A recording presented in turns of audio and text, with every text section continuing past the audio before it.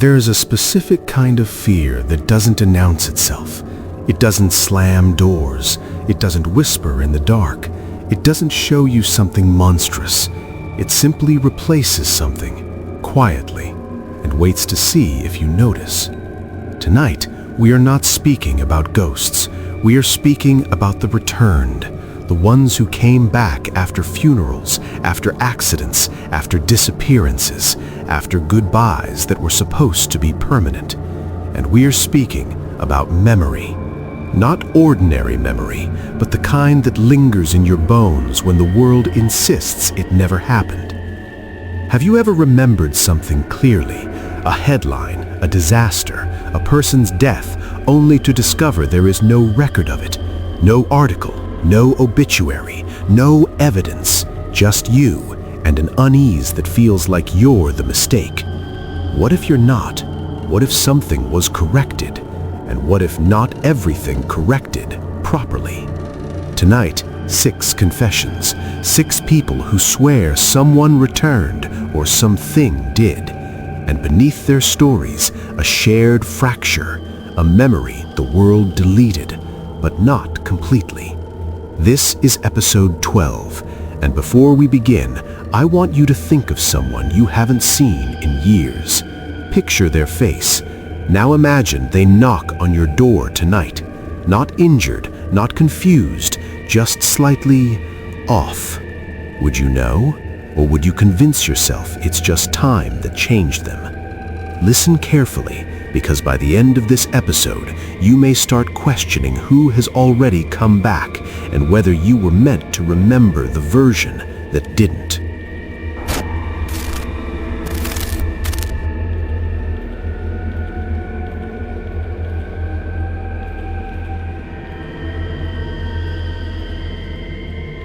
My name is Dr. Samuel Hargrove. I'm a cognitive psychologist. Memory distortion is my specialty. False recall, suggestibility, confabulation. I've published papers on the unreliability of eyewitness testimony.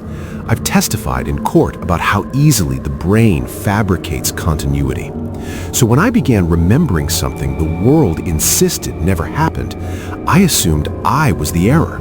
The event was specific. 3 years ago, I remember a global blackout. Not an outage, not a regional grid failure, a worldwide loss of power. 17 minutes. I remember the silence. No traffic noise, no hum of electricity, no cell signal. I remember standing in my office looking out at a city that had gone still. And I remember the sky, not dark, but wrong. Like the color saturation had dropped, as if the world had briefly lost resolution. Then, everything resumed. Lights returned, phones rebooted, engines restarted mid-intersection. No panic, no news coverage, nothing. Because, according to every official record, it never occurred. I searched archives obsessively. No mention of a global blackout, no social media spike, no emergency logs, nothing. But I remembered it with clarity. So I did what any rational scientist would do. I created a study. I posted an anonymous survey online. Do you recall a brief worldwide power outage approximately 3 years ago? I expected noise, random yes responses. Instead, within 48 hours, 312 people responded yes, not vaguely, specifically. 17 minutes, wrong sky, complete silence, no news coverage afterward. My pulse quickened. Coincidence? Collective suggestion? I hadn't included those details in the survey. They volunteered them. I reached out privately to a subset of respondents. Video calls, interviews, different countries, different time zones, different ages, and yet their descriptions aligned precisely. 17 minutes, muted sky, a sense that something paused. One woman from Sweden said it felt like buffering. A man in Brazil said it was like the world held its breath. A teacher in Japan said, when the lights came back, my students didn't react, like they'd forgotten it happened. Forgotten, except they hadn't, because they were in my call, remembering. Listener, Have you ever shared a memory with someone only to discover the official timeline doesn't support it? Is it possible for thousands to misremember identically? Or is it possible for correction to be imperfect? I rented a small conference room downtown, invited 12 of them. We met in person, sat in a circle, no recording devices, no phones, just voices. And the consistency was terrifying. The sky had shifted hue, sound had dampened unnaturally, animals had gone silent. One man said his dog froze mid-bark. Another said the ocean near his house looked flat, too flat, not waveless, featureless, like a rendered texture. We drew diagrams on a whiteboard, mapped sensations, time perception distortions. Every account overlapped. Then, someone said something that fractured the room. It wasn't a blackout, a woman named Lena whispered. It was a rollback. The word landed heavy. Rollback from what? I asked carefully. She looked at me. You know. I did, but I didn't want to. She continued. I remember something before the blackout. The room went silent. What? I pressed. Something wrong, she said. People returning. My stomach tightened. Returning how? After dying. Murmurs around the circle, heads nodding. One man spoke up. My brother died in a car accident. 2 days later, he was home. Everyone acted like nothing happened. Another woman, my daughter was declared stillborn. Then she wasn't. The air in the room felt thin. These are trauma responses, I started to say automatically, but my voice lacked conviction because I remembered something too. During those 17 minutes, I wasn't in my office, not fully. There was a flicker, a glimpse of a hospital corridor filled with people who shouldn't have been alive, walking, breathing, out of sync, and then darkness, then reset. I hadn't included that in my survey, but when I hesitantly described it, 4 people in the circle gasped. I saw that, Lena said. Me too, another whispered. A hospital corridor. Too many returned, too many errors, then rollback. Listener, what if the blackout wasn't loss of power, but deletion? What if reality attempted a correction and some of us retained cache memory? We began comparing notes more deeply, timestamps, geographic coordinates. When we overlaid our data, the 17-minute gap was consistent globally. But here's the anomaly. Satellite data from that window? Unavailable, corrupted, transmission error, all of them. 17 minutes missing. Official explanation? Storage glitch. Probability of simultaneous global storage corruption? Statistically negligible. I compiled our findings, prepared a draft paper, not for publication, just for documentation. The next morning, the file was gone. Not deleted, never created. My hard drive showed no trace. Backup cloud storage? Empty. Even the survey platform showed 0 responses. 0, like the survey never existed. But the 12 of us remembered. We met again. This time, 6 showed up.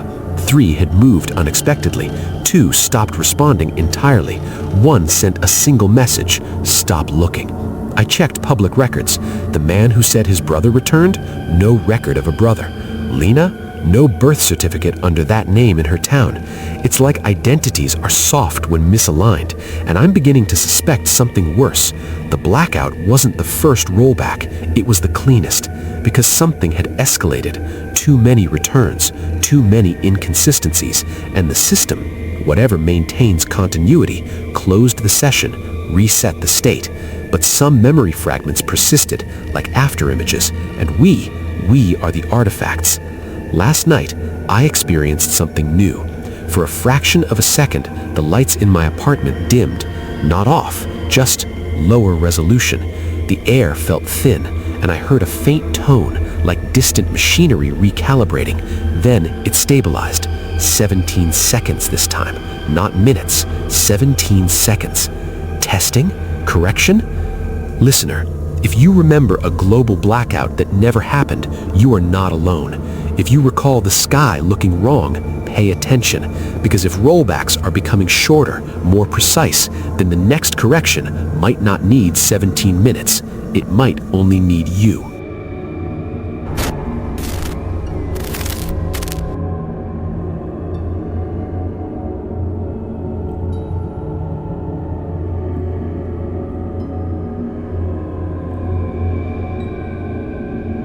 My name is Nathan Vale. At least, that's the name that's current. I discovered my death by accident. It started with a background check. I was applying for a new apartment. Routine paperwork, identity verification, nothing unusual. 2 days later, the property manager called. Her voice was strained. "Mr. Vale, there seems to be an issue." "What kind of issue?" There was a pause. "According to federal records, you died 9 months ago." I laughed. "I assure you I didn't." "I'm sure this is a clerical error," she replied carefully, "but the certificate is on file." Certificate on file. Date of death, October 14th. Cause, blunt force trauma. Location listed as pending clarification. Pending clarification. I requested a copy. It arrived 3 days later. Official seal, raised stamp, my full legal name, my social security number, and a photograph attached. It was me. Not a bad angle, not distorted. Me. Eyes closed, forehead bruised, skin pale, morgue lighting. I dropped the paper. I don't remember dying, but I do remember October. And now, it doesn't line up. Listener, have you ever tried to remember a specific day and felt something missing, like your mind steps around a hole? October 14th was a Thursday. I checked my calendar. There were notes. Work meeting at 9 a.m., lunch with Aaron at 12:30, gym at 6. All entries present. But when I tried to recall the day, there was fog, not absence, distortion, like trying to tune a station just slightly off frequency. I called Aaron. "Do you remember lunch in October?" I asked casually. "Which one?" "October 14th. He paused. "We didn't have lunch that day." "Yes, we did." "No," he said firmly. "You canceled." Canceled. My calendar showed no cancellation. I checked my phone logs. No outgoing call, no message. Just a blank space from 10:42 a.m. to 11:17 a.m. 35 minutes unaccounted for. Then I noticed something worse. Photos from that week. Gone. Not deleted, not in recently deleted, just non-existent. Cloud backups show gaps. System log error, data unrecoverable. Unrecoverable. I drove to the address listed under location pending clarification. It was a stretch of highway, guardrail recently replaced. I pulled over, stood there, and something inside me tightened. I knew this place. The curve in the road, the slight dip before the bridge. Memory began surfacing in fragments. Rain, headlights too close, a horn, impact, then silence. Not unconsciousness, silence, like the global blackout described in the support group. Muted sky, flattened sound, and then bright, but not hospital bright, not emergency lights, different, clinical. I remember standing, not lying, standing, looking at my own car below the embankment, crumpled, and something beside me, not a person, not a figure, a presence, assessing, measuring, a voice not spoken but understood, transfer viable. Transfer. I felt pulled, not upward, not downward, sideways, like stepping into an adjacent frame. Then I was back in my car, seatbelt tight, no damage, no rain, no impact, driving smoothly. I checked my rearview mirror. I was alone, or so I thought. Listener, what if the accident occurred and something decided to attain continuity? What if death triggered evaluation and instead of ending, you were reassigned? I went to the DMV, requested accident records for that stretch of highway. There was one incident reported that day. Single fatality. Driver name Nathan Vale. Vehicle description matched mine. Same license plate. Except the plate listed was 1 digit off. 1 digit. Like a minor correction. I checked my current plate. The last digit is different from what I remember registering years ago. I thought I misremembered. Now I'm not sure. I visited the cemetery listed under the death certificate. There is a grave.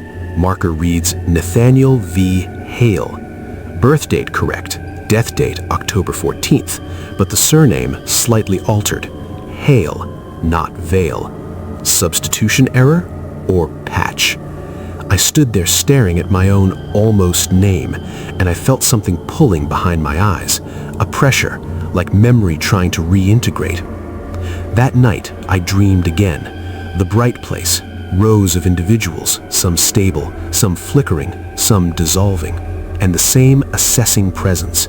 This iteration retained. Iteration, not life, iteration. When I woke, I had a bruise on my forehead, exactly where the death certificate photo showed injury. I don't remember hitting anything, but it's there, faint, fading, like the system is overwriting it again. Listener, if you were returned, would you want to know, or would stability be enough? Because I've begun noticing small inconsistencies. My childhood address is slightly different on official records. My blood type changed from O positive to O negative in medical files. I don't remember that shift. And sometimes when I pass reflective glass, I see a second outline half a step behind me, like the version that didn't transfer cleanly, like the one that died trying to reassert. Last night, the lights dimmed for exactly 17 seconds. 17. I didn't panic. I stood still, waited. And in that dimness, I heard the tone again, low, mechanical, recalibrating, and a message not in words but in certainty. Memory resurfacing. Prepare rollback. Rollback. So if tomorrow you remember this story differently, if my name changes, if this episode feels slightly rewritten, you'll know why. Because I'm starting to understand. The returned aren't miracles. We're revisions. And the ones who remember too much become unstable. If this recording cuts abruptly, if my voice glitches, if you feel that slight thinning in the air, don't ignore it. It may not be your power. It may not be your memory. It may be correction.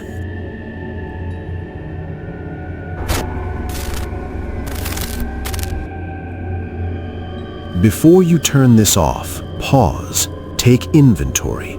Your name, your age, the room around you. Say them quietly in your mind. Make them firm. Because tonight, you've heard 6 confessions. A sister who drowned and returned misaligned.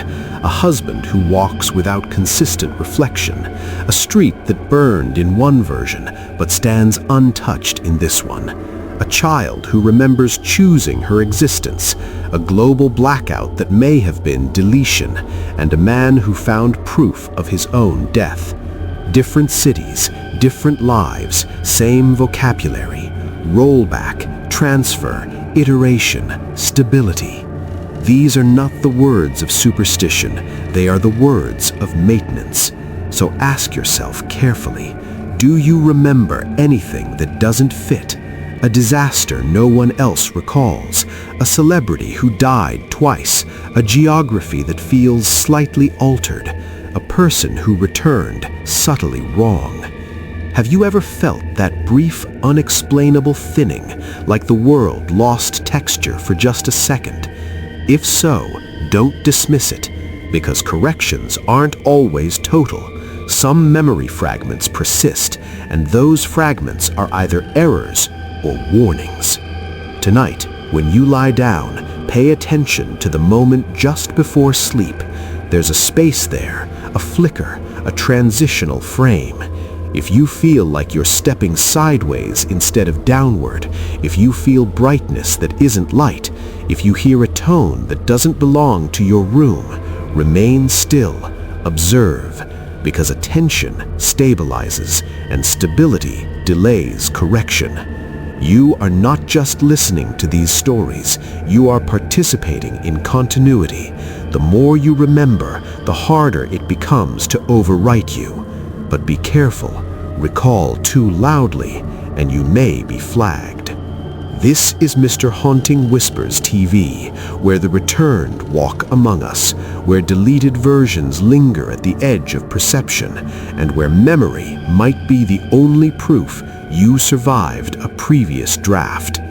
If tomorrow feels slightly different, if someone you love seems subtly adjusted, if the sky looks just a fraction off, ask yourself one final question. Was this always the world you lived in, or is this the one that held? Good night, and if there is a brief silence after this ends, count it, just in case. You've been listening to Mr. Haunting Whispers, where every truth leaves a scar. If the story unsettled you, good. That means you were listening. Subscribe and stay close to the dark, because the next whisper might be for you.